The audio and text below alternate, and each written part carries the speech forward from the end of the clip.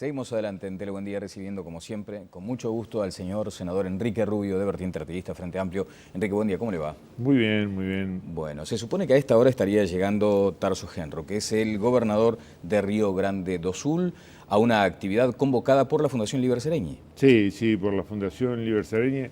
Es bueno recordar que en el 2007 creamos la fundación. Ahora está recobrando mucho impulso. Es independiente del Frente Amplio, pero la preside Mónica Xavier, o sea, la presidenta. Bien, y es independiente del Frente Liber Seregni.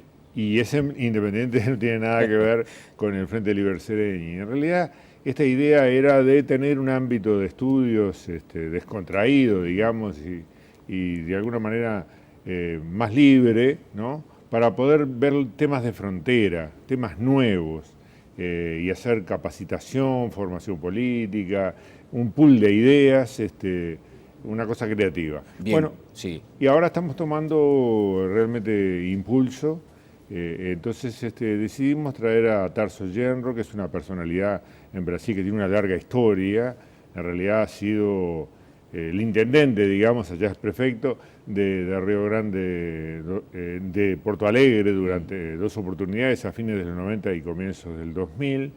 Ha presidido el Consejo Económico y Social durante los gobiernos progresistas de Brasil, de Lula, ministro de Justicia, ministro de Educación, ocupado otras carteras. Bien. Y ahora gobernador. Y ahora es gobernador, exactamente. Viene a plantear además un asunto delicado, si se quiere, ¿no? Que en el título uno puede decir, bueno, será un encuentro más, una charla más. Sin embargo, habla del desafío de una democracia de calidad. Sí. Y además bajo el signo de la izquierda. Sí. Yo creo que esta es una temática central de toda su producción y de toda esa actividad como político, pero también de su producción teórica, porque ha escrito muchos libros, muchos artículos, una personalidad muy interesante, ¿no? Y el tema democrático siempre ocupa el lugar central. Entonces dice, el mundo ha cambiado, ¿no? Ha cambiado mucho, tenemos que tener la capacidad de invención de nuevas formas de vínculo con el ciudadano.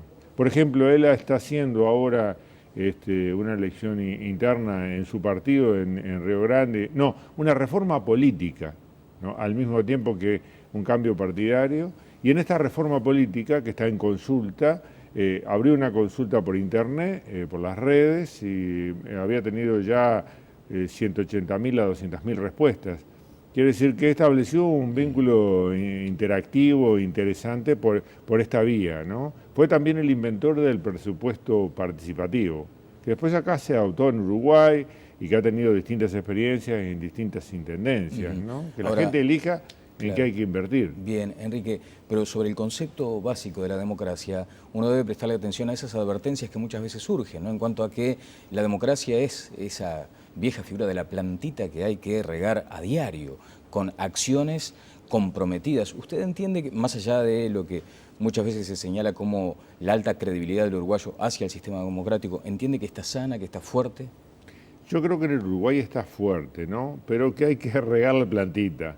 En realidad la opinión de los uruguayos, una cosa es sobre la democracia y otra cosa es sobre cómo funciona el Parlamento, o cómo funciona el Poder Ejecutivo o los partidos, ¿no? Y hay una distancia muy grande. Hay una gran adhesión al sistema democrático y al mismo tiempo una crítica importante al funcionamiento básicamente del Parlamento y de otras instituciones. Entonces, yo creo que acá tenemos que establecer nuevas formas, ¿no? Mejorar la capacidad de gestión en el campo ejecutivo y también legislativo, y establecer un vínculo más fuerte de comunicación, porque hay una distancia enorme entre el ciudadano común y corriente, que es convocado para elecciones y eventos electorales de decisión, pero que después en el medio del mandato no tiene forma de vincularse ni de informarse bien. Claro. Entonces esto es un problema que hay que superar. A eso le llamamos una democracia de calidad. Claro, democracia de calidad. Por algo el Frente Amplio hoy ostenta mayoría parlamentaria. O sea, nadie fue con un revólver en el pecho a decirle a la gente, usted tiene que votar para que se configurara este escenario electoral. Sin embargo, la oposición, a veces con razón, sostiene que se pierde calidad en el sistema democrático y en el debate porque viene la aplanadora de votos y no hay como margen para el diálogo, para interactuar. ¿Usted entiende razonable este planteo? Depende del tema, ¿no? Ajá. En algunos casos puntuales ha sucedido porque nosotros nos hemos visto embretados por los tiempos. Por ejemplo, ahora teníamos el tiempo de que Claro. venció la rendición de cuentas que ocupó un poco el escenario y al mismo tiempo había que aprobar un conjunto de leyes que venían en la elaboración. Leyes delicadas, ¿no, Enrique? Muy delicadas. Muy complejas. Muy complejas antes del año de las elecciones. Porque no se pueden hacer un año antes. Entonces nos vimos embretados por los plazos. Hay en un raíz parlamentario Sí, que fue sí. criticado. Fue criticado, y yo creo que fue criticado con razón, pero también es cierto que no teníamos manera de salir de este problema por un problema de los plazos que tiene nuestro sistema. Entonces, es cierto, o digamos en algunos casos no es cierto en otros casos, ¿no? Porque somos partidos. Y ha habido temas que han sido dialogados por comisiones instaladas por el Poder Ejecutivo con representación parlamentaria, o el diálogo social, por ejemplo, donde está el Ministerio de Trabajo, el BPS, todos los partidos y todos los actores sociales que trabajaron 3 años en un proyecto de ley. Después se vio en la Cámara de Diputados largamente y después llegó al Senado. Entonces uno no puede decir este tema es nuevo. No, este tema ha sido tratado durante años. Así que, pero hay un lugar donde se trabaja, yo creo que con mucho tiempo y con mucha elaboración e interacción entre los partidos, que son las comisiones parlamentarias. Sí, que muchas veces son las que no asoman, digamos, en los medios, pero allí está el fragor de la lucha, ¿no? Ahí es el laboratorio. Es el laboratorio, sí. o el motor, digamos, ¿no? Sí. Que impulsa luego este tipo de iniciativas. Ahora, uno que tiene que ver con asuntos de alta sensibilidad ciudadana y bastante general es el de la SAFAP, ¿no? Sí. Y allí es donde la oposición dice, no, pero esto tendríamos que haberlo dejado para más adelante, o en todo caso para la próxima legislatura. No podemos entre gallos y medias noches agarrar, levantar la mano y se terminó. Bueno, pero eso fue 3 años considerado en el diálogo social, con representación de los partidos. Estaba Gabriel, por ejemplo, por el Partido Colorado, ¿no? Lo elaboraron y contribuyeron mucho, llegaron a un consenso, un acuerdo básico. Ese acuerdo básico se llevó a la Cámara de Diputados, se discutió largamente y se hicieron los cambios. Después llegó al Senado y es cierto, nos vimos comprimidos, pero teníamos el problema de que había una duda, 2 tesis desde el punto de vista jurídico. Una de que esto podía aprobarse después y otra de que no podía aprobarse después. Entonces, el cambio, que en realidad consiste en un punto, ¿no? Es un punto sensible, pero es un punto. Es el punto. Es el punto. Y es que el ciudadano tenga la libertad de poder salir, ¿sí?, informado, llega a la conclusión de que optó mal en el medio de una campaña propagandística que fue muy criticada en su momento, ¿no? Entonces, me parece a mí que la libertad del ciudadano que obtiene es un valor más importante que haber diferido esto para otro mandato. Bueno, volvemos al asunto de la democracia, ¿no? Y a la necesidad de revitalizarla permanentemente. Las declaraciones de Fernández Huidobro respecto al acuerdo entre blancos y colorados para ir por la Intendencia de Montevideo, ¿le parecieron acertadas, felices, oportunas? No las comparto. No las comparto. No comparto el lenguaje, básicamente, las calificaciones, ¿no?, o descalificaciones. Yo no comparto. Es un estilo que realmente no lo llevo. ¿Y tiene que convivir con él, digamos? Sí, tengo que convivir con él, pero también se lo hago notar, ¿no? Cuando tengo la oportunidad, digo, con esto yo no estoy de acuerdo. O sea, ser gobierno no significa no tener capacidad autocrítica y decir está todo bien. O todo lo que hace el Poder Ejecutivo, o todo lo que hace el Poder Legislativo, o la fuerza política está bien. No, significa que uno tiene la libertad de conciencia de poder expresar, y debe tenerla, de poder expresar sus convicciones. Y bueno, después si hay una resolución que convierte en asunto político trascendente eso, vota, pero dejando las salvedades si está de acuerdo o no está de acuerdo. Claro, ahora, cuando hay una declaración o algo de ese tipo, yo no estoy de acuerdo. ¿Y esa sensación que tiene hoy, en este caso con el señor ministro de Defensa, la ha tenido con el presidente Mujica a veces? En alguna oportunidad muy puntual, ¿no? Porque el presidente Mujica, la virtud que ha tenido es que tiene capacidad de autocrítico, como él le llama, de marcha atrás, ¿no? Y entonces ha hecho declaraciones en algún caso inoportunas o equivocadas, ¿no? Pone la reversa y después se ha corregido. Escucha, escucha. Usted acá mismo, en la entrevista anterior, me comentaba la necesidad que tiene muchas veces la fuerza política de enterarse más directamente de las grandes decisiones, por ejemplo en materia económica. ¿Hubo una mejora en ese sentido? Hubo una mejora notable, yo diría, con la presidencia de Mónica Xavier, ¿eh? Hay un vínculo directo con el presidente y con el Poder Ejecutivo, y ahora no es como antes. O sea, no es que el presidente de la fuerza política está enterado después por los diarios o por la bancada parlamentaria. No, está enterado directamente. Y yo creo que en esto hemos avanzado mucho. Bien, usted tiene esa capacidad de autocrítica desde siempre, senador, entonces me imagino que también tendrá una consideración sobre estas tensiones internas fenomenales que han existido en este último tiempo. Caemos siempre en el mismo asunto porque no pasan, no se superan. De hecho, ¿cómo considera o cómo evalúa lo que ha significado el pronunciamiento público de fuerzas políticas potentes como el Frente Liber Sereñi respecto a determinados procedimientos, sea la situación de un empresario deportivo, sea la adjudicación de canales de televisión? Yo he dicho públicamente lo que pienso y le ha molestado a algunos compañeros, Sí. pero no me arrepiento, ¿eh? Yo no estuve de acuerdo con el pronunciamiento que hizo el Frente Liber Sereñi sobre, antes de que se tomara la decisión final por parte del presidente de la República, antes, porque después uno puede evaluar y decir estuvo bien o estuvo mal, pero durante el proceso de toma de decisión, hacer esa declaración a mí me pareció que era totalmente infeliz, ¿no? Por no decir algo más fuerte, creo que dije algo más fuerte, Sí. pero después que pasa el tiempo uno Uno dice, va bueno, moderando, va digamos. moderando, ¿no? Sobrecaliente, pero yo creo que fue totalmente infeliz.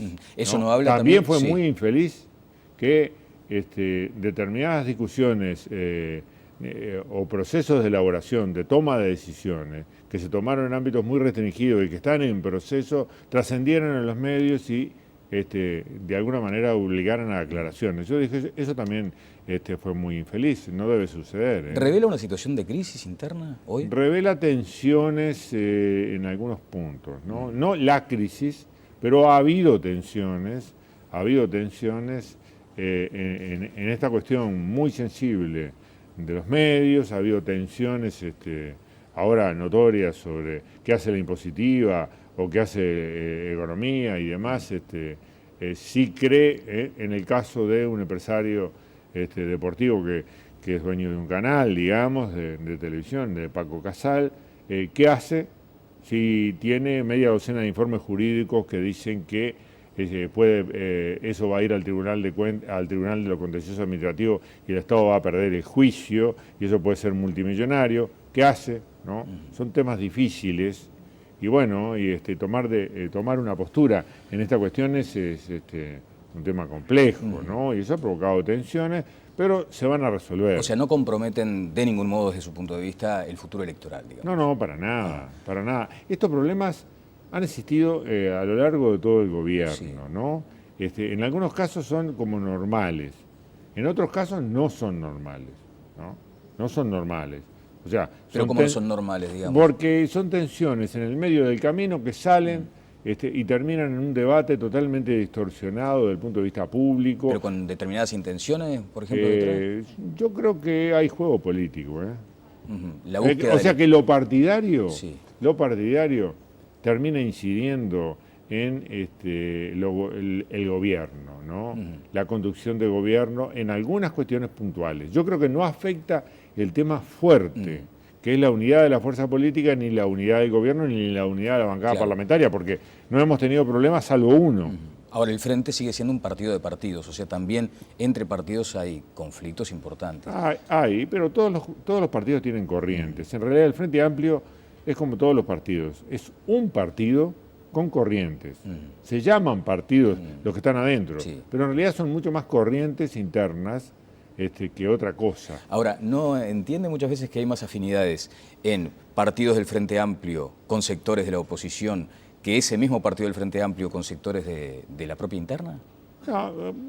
No creo. ¿No? Podrá suceder en una cuestión En temas secundaria. muy puntuales, ajá. En temas puntuales o muy secundarios, ¿no? Pero yo creo que en realidad a veces hay mucho más afinidades entre corrientes o subcorrientes, ¿no? O algunas personalidades de un sector político y de otro sector político que entre los sectores políticos, ¿no? Hay Bueno, cortes también. transversales. Sí, está como le bien. llamamos. Enrique, esto de la 738 en Maldonado, ¿le preocupó? Y sí, me preocupó, ¿no? Me preocupó que tuvieran que suspenderse unas elecciones porque aparentemente hubo anomalías, ¿no? Pero yo creo que De los Santos es un gran conductor político y que va a encontrar el camino para salir de esta situación. Bueno, ¿no? de hecho ha suspendido esta Pero instancia, claro, tuvo que ¿no? suspender todo porque si le comprobó que había o miembros de otro partido o gente que fue llevada, no sé cómo, a votar en una interna, es bravo, ¿eh? Es bravo. El poder tiene sus problemas. Claro. ¿Qué me cuenta del plenario express? Uno siempre tuvo en el imaginario aquella circunstancia que nos llevaba a pensar que un encuentro del Frente Amplio era con mate y varias cebaduras, que daba para largo. Y más un plenario. Fue de 40 minutos. Sí, porque lo que no va a ser express es lo que viene después. Claro, bueno. O lo que hubo antes. Sí. O lo que hubo antes. O sea, habíamos acordado una cosa obvia, si se quiere. Hay dos candidatos, ¿no? Hay dos candidatos, y se terminó la discusión. Y entonces los vamos a proclamar, los vamos a apoyar a los dos y van a ir en igualdad de condiciones a esta decisión ciudadana. ¿Usted entiende que ese no era el ámbito para sugerir, por ejemplo, quién será el candidato a la vicepresidencia? No, yo creo que hay que esperar, hay que esperar. ¿A qué instancia hay que esperar? Hay que esperar a junio. Y ustedes tienen a Sendik, de cualquier modo. Sí, nosotros nos parece que de los candidatos que hoy han sido manejados y demás, Raúl Sendik es el mejor. Esa es la convicción que tenemos. ¿Comparte esa mirada de Constanza Moreira que dice hay sumas que restan y no se prestaría para una fórmula con Tabaré Vázquez? Bueno, es un punto de vista que ella tiene. Yo la estimo mucho y demás, pero también tengo muchas diferencias políticas. ¿Cuál es la principal diferencia política hoy con Constanza Moreira? ¿Que se haya lanzado a esta arena? No, a mí me parece muy bien y muy valiente que se hayan lanzado. Y bueno. Bueno para el Frente Amplio. ¿Le pareció bueno su discurso inicial de confrontación con...? Estuve en desacuerdo y se lo dije, con ese discurso de confrontativo que ella tiene y que tuvo y que creo que superó. Es una persona inteligente que entendió que se había equivocado. Así que, no, ha tenido algunas diferencias políticas en el Parlamento y demás, pero yo creo que es bueno que Constanza se haya presentado, ¿no? Y me parece que el Frente Amplio lo que tenía que hacer es habilitar todo el juego democrático abierto, y bueno, es lo que se ha hecho. Por lo tanto, la decisión del plenario, desde este punto de vista, era una decisión cantada, acordada, no había problema ninguno. No había mucho más para discutir. Lo que se viene es el Congreso. Ahí el Congreso. Y lo segundo era, alguna información sobre lo que está sucediendo en la discusión sobre el documento que se elevó al Congreso y que de programa, y bueno, esto está en trámite, ¿no? Bueno, vuelvo sobre Sendik. ¿Usted entiende que es el mejor candidato hoy por hoy a acompañar a Tabaré Vázquez? Sí, me parece que sería muy complementario. No creo en la teoría del equilibrio. No, usted lo ha dicho. De que hay que poner a alguien para equilibrar al presidente. Eso me parece que realmente no cierra, ¿no? Sí creo que es complementario por razones generacionales, de estilo, y un conjunto de elementos, porque ha mostrado también mucha capacidad ejecutiva y eso lo va a ayudar. ¿No? Senador, ¿y por qué tanta discusión, debate, es más, tanta búsqueda de ese espacio para un cargo de vicepresidente que a la luz de la gente muchas veces no aparece como significativo? En el caso de Astori es el conductor más que nada de un gran equipo económico, ¿no? De las líneas económicas y además con posturas políticas muy claras. Pero después, el rol del vicepresidente, ¿usted qué importancia le asigna, por ejemplo? Yo creo que ahí, una cosa es el rol en cuanto a la interna del Senado, digamos, o de la Asamblea General, que es presidirlo, ¿no? Y un rol institucional ahí como vicepresidente. Poquito y nada, digamos, desde la puede incidencia. ser poquito y nada, pero es un lugar en el escenario de altísima visibilidad que va a permitir hacer otras cosas si el presidente lo habilita. O sea, debe haber un acuerdo, digamos. Debe haber un acuerdo. Astori como vicepresidente no ha sido solo el presidente de la Asamblea General o del Senado, ¿no? Ha desempeñado un rol político muy importante y todos se lo reconocemos. Pero usted entiende que quien acepte ir con Tabaré Vázquez en la fórmula debe acordar también algunas cuestiones vinculadas a esa relación, presidente-vicepresidente. Supongo que lo tendrán que conversar. Para que adquiera otro peso, digamos. Y para que adquiera otro peso, y que sería bueno y que nosotros debemos ir preparando. Y la vicepresidencia puede ser un lugar para preparar eso. También puede haber otros. Debemos ir preparando la generación que va a jugar en el periodo siguiente. ¿Usted lo quiere foguear a Sendik para que sea presidente en la próxima elección? No se lo voy a ocultar. Usted entiende que por ahí va el camino. Y para eso tiene que tener... Puede ser uno de los que juegue en esa cancha, ¿no? Y no era después veremos quién. ¿No era la intendencia la plataforma? No, para mí no. Para mí no. Sendik reclamó acá que el Frente Amplio debería ser una autocrítica, es decir, ¿por qué no han respaldado más la gestión de Ana Olivera? Yo creo que el Frente Amplio debe hacer una autocrítica más profunda, ¿no? Debe de comenzar a criticar desde antes de por qué no ha hecho algunos cambios de gestión en Montevideo, que inevitablemente va a tener que hacer en el próximo periodo, porque hay problemas que persisten y hay grandes logros que y realizaciones que se han hecho que no se ven, pero que se han hecho. Entonces el Frente Amplio tiene que hacer autocrítica porque no ha tenido la capacidad para difundir, y tampoco la Intendencia, ¿no?, para difundir sus logros, pero tampoco ha tenido la capacidad para superar algunos problemas ¿Cuál es que el persisten. principal problema de gestión que persiste hoy?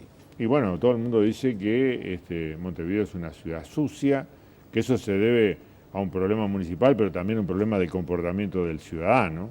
Yo creo que las dos cosas son verdad, pero esto no resiste más en el tiempo, que Ana tiene que ser más apoyada, es cierto, pero que también hay que tener mayor capacidad de gestión, también es cierto. Pero va a ser la elección más peleada, sin dudas, de la democracia para esta va a ser parte. la más peleada. ¿Y está comprometida o usted lo ve como No, yo no lo veo comprometido. Sí creo que vamos a tener varios candidatos, varios candidatos de perfil ejecutivo. Ajá. Ah, sí. Usted tiene el suyo. Bueno, yo no diría que tengo el mío. Lo que digo es que veo que algunos compañeros... Daniel Martínez no es el candidato natural. No hay candidatos naturales para la Intendencia de Montevideo. Daniel Martínez es un buen candidato. Pueden aparecer también otros candidatos. Sí. Vamos a ver, porque falta mucho para ese momento. Pero ustedes van a seguir la lógica también, en todo caso, del partido de la Concertación, presentar un menú interesante para agrupar. En cuanto a varios candidatos. Sí. Yo creo que se va a dar naturalmente. La gente, porque tenemos una historia y porque la última vez imponer un candidato de alguna manera fue muy resistido, generó el voto en blanco, yo qué sé, me parece que hay que dar más margen, ¿no? Más margen. Bueno. No sé si se va a llamar Partido de la Concertación, porque creo que eso está inscripto desde hace tiempo por otros partidos. A ver, cuénteme ese dato. Sí, creo que está inscripto por como el vocablo, digamos, concertación, por el Partido Socialista desde hace muchos años, y no sé si por algún otro. Así que no sé, creo que hay un problema. ¿Pero ha escuchado que van a impugnar el nombre? He escuchado de que hay un problema. Bueno. Así que vamos a ver. Vamos a ver, lindo dato, lindo dato. Sí. La vida, ya estamos terminando, ¿la vida privada como tema de campaña es un riesgo, es una posibilidad? ¿Cómo lo está analizando hoy? A mí me parece que hay una cosa muy buena de los uruguayos y es conservar la línea divisoria entre lo público y lo privado.